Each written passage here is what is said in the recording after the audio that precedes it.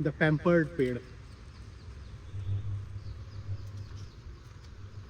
दिल्ली दिल्ली के ऐसे 50 घुस जाएंगे इसके अंदर। इसकी जो ब्रांचेस की भी जो सब ब्रांचेज है वो दिल्ली में पेड़ है। तो हमारा पेड़ वो उस ब्रांच की जो सब ब्रांच है वो हमारी दिल्ली में पेड़ है। ये है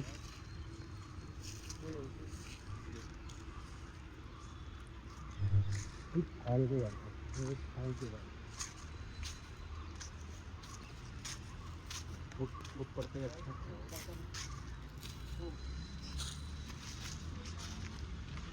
ये लगवा दें बोस्टन में, इसके लिए प्लॉट लेना पड़ेगा। वो प्लॉट चाहिए सिर्फ इसके रहने के लिए।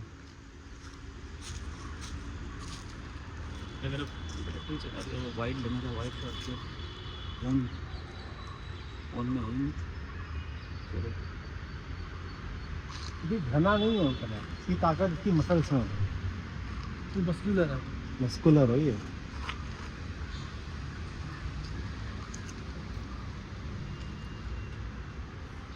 ये प्रोटीन शेक लेता है ना नीचे से, प्लांट प्रोटीन। ये पक्का नीचे से प्रोटीन शेक ले रहा है। ये मैक्सिको को ट्रॉपिकल अमेरिका तो यहाँ पे सारे आगे लगाया इसको, मस्त हो गया है यहाँ का। नेटिव नहीं मैक्सिको की ट्रॉपिकल।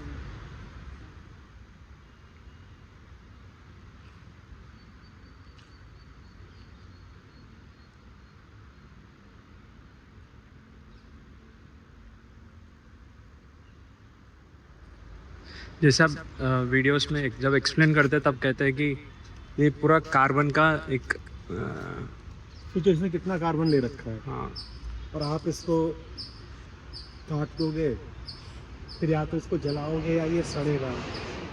बहुत बड़े बड़े जंगल हैं, अफ्रीका के कुछ जंगल, अमेज़न के कुछ हिस्से जो कि अब नेट कार्बन एमिटर्स बन चुके हैं। Jungles are suppose to be carbon sinks, जो भी कार्बन डाइऑक्साइड को लेकर के जो पेड़ है उसको लकड़ी बना देता है या ये बना देता है, पत्ती वत्ती बना देता है। तो ये एक तरह से उसकी सिक्वेस्टरिंग होती है, माने हवा में कार्बन डाइऑक्साइड कम हो गई और यहाँ लकड़ी बन गई। लेकिन इतना काट रहे हैं पेड़ों को और उनमें पेड़ों में आग लग रही है। और आपने कहीं पे जंगल बहुत घना कर दिया तो काफ़ी सारे पेड़ होते हैं फिर जो जंगल आपने बहुत हल्का कर दिया, उसकी थिनिंग डाउन कर दी, तो जो बचे खुचे भी होते हैं उनका भी इकोसिस्टम तबाह हो जाता है, तो भी मरने लगते हैं। तो लकड़ी गलती है फिर, तो लकड़ी जब गलती है तो भी कार्बन डाइऑक्साइड एमिट करती है। ऑर्गेनिक मैटर जब भी डिकम्पोज होगा तो वो कार्बन डाइऑक्साइड छोड़ेगा, और जब जलाओगे उसको तो भी वो कार्बन डाइऑक्साइड छोड़ेगा। बल्कि जब वो गलती है तो मीथेन भी छोड़ सकती है। ऑक्सीडेशन जब भी होगा तो उसमें से कार्बन डाइऑक्साइड निकलेगी। जलने में गलने में दोनों में होता है ऑक्सीडेशन। यही है जिसने पृथ्वी को संभाल रखा था, और यही है जिसने जितना कुछ ले रखा था अपने कंधों पर, अपनी छाती पर। जो वायुमंडल का कार्बन डाइऑक्साइड का वज़न था वो सारा इसने अपने ऊपर ले रखा था। यही है, इसको तुम काट रहे हो तो अब ये उस वज़न को नहीं उठा रहा, इसको वापस छोड़ दे रहा है।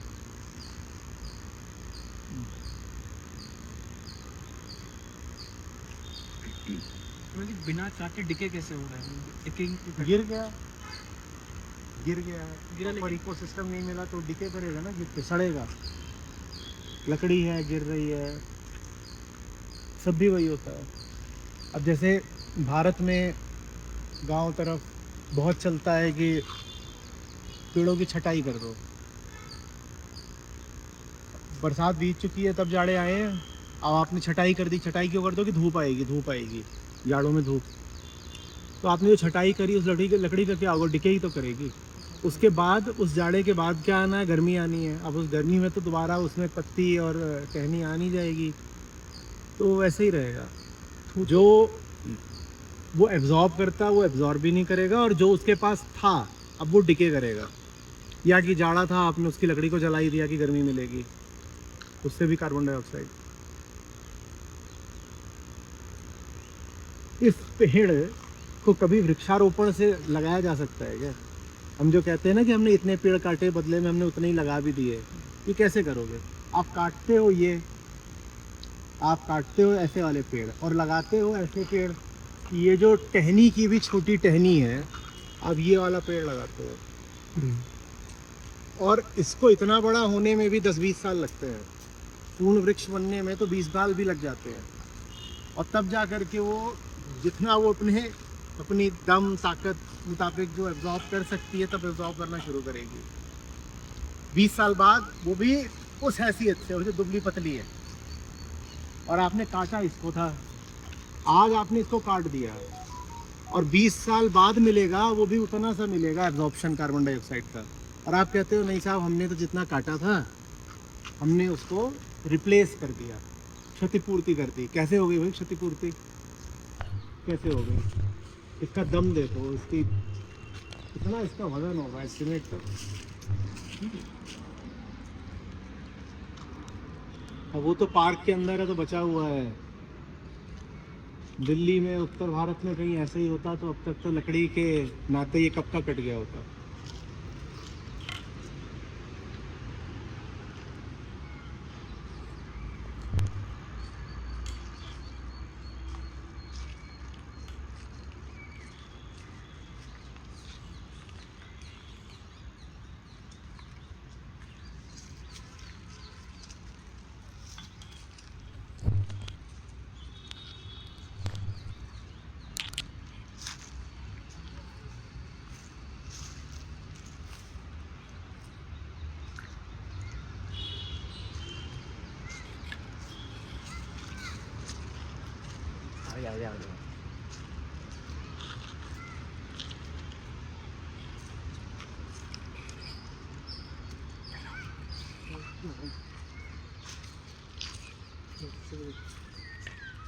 जब बहुत तेजी कितना बड़ा अभी किसी का किसी ने अपना हाथ जमा रखा है।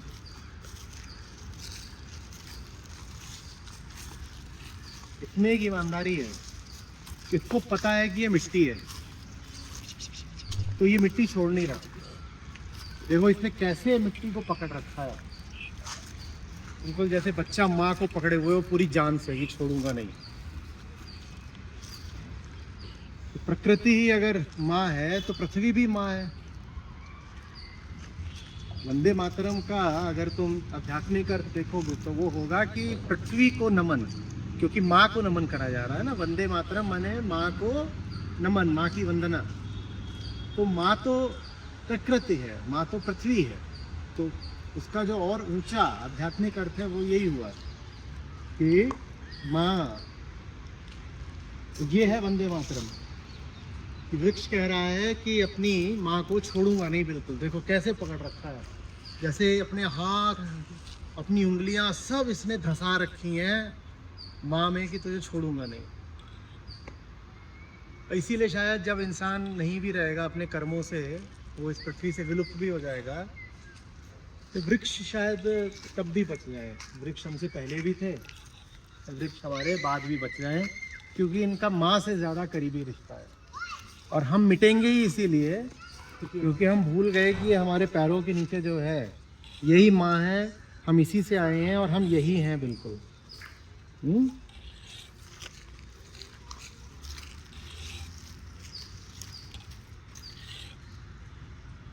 ये देखो, आओ परिक्रमा करें। असली परिक्रमा यही है। परिक्रमा का देखना, समझना, परिक्रमा का आध्यात्मिक अर्थ समझते हो? पूरा देख लिया, पूरा देख लिया, हाँ, और तुमको केंद्र में रखकर देख लिया। तुम केंद्र में हो और तुम्हारे परितः, तुम्हारे इर्द गिर्द मैं पूरा घूम लिया, मैंने पूरा देख लिया। ये हुई परिक्रमा। परिक्रमा माने ये नहीं कि बस ऐसे ही गोल गोल घूम लिया और कह दिया हाँ परिक्रमा करा है। परिक्रमा में ये याद रखना होता है कि किसकी परिक्रमा कर रहे हो, केंद्र में किसको रख रहे हो।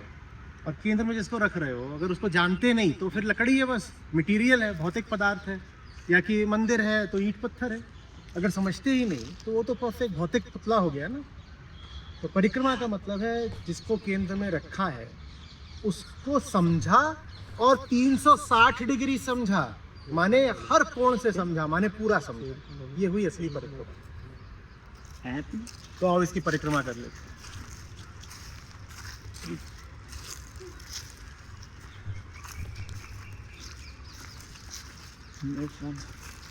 जो सही में किसी का हाथ लग ये देखो ना, उसने मतलब यहाँ से पूरा मिट्टी को, पृथ्वी को ऐसे पकड़ा है, कुछ हो जाए तो ये छोड़ूंगा नहीं, और अगर किसी ने छुड़वाया तो जान दे दूंगा। अगर किसी ने जबरदस्ती करी और छुड़वा दिया तो जान दे दूंगा, जीऊंगा नहीं। और चूंकि उसने ऐसे पकड़ रखा इसीलिए इसकी मोटाई देखो, इसकी मौज देखो, ये देखो कितना मोटा है, मस्त। पता है इसमें क्या आ रहा है।